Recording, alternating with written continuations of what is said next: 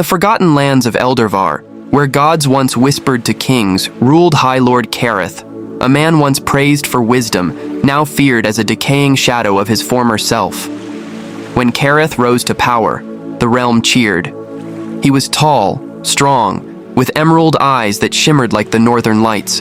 But decades passed, and his hunger for power turned him into something grotesque. No one saw it coming, not even his own blood.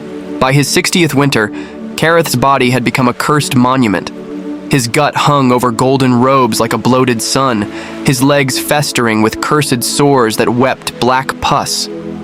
His healers dared not speak of the stench. One word, and heads would roll. "You will not question the body of the divine," he once roared, flinging a surgeon into the pit for merely suggesting amputation. Yet it was not his flesh that frightened his people most. It was the rot inside his soul.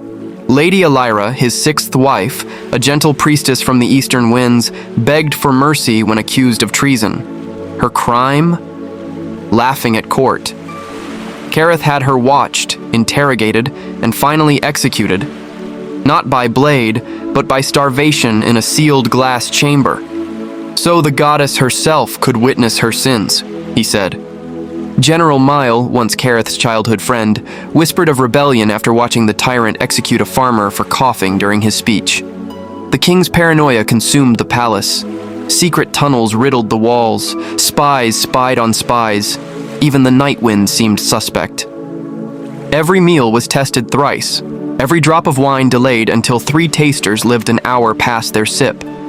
Even fruit was cut open by swords, to ensure no seed bears poison. By his final days, Kareth could not walk. Servants wheeled him in a throne of chains and bone. The wheels oozed oil mixed with blood.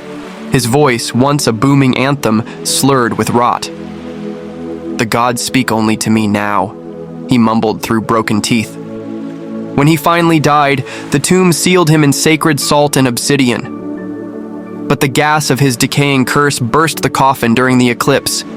His flesh, blackened and bloated, sprayed onto the sacred stone, where dogs of the underworld licked hungrily. They say his spirit haunts the great pit, bloated, limping, and gasping for breath he no longer needs. And whenever a ruler becomes too greedy in Eldervar, whispers of Kareth rise with the wind. Even the divine must rot.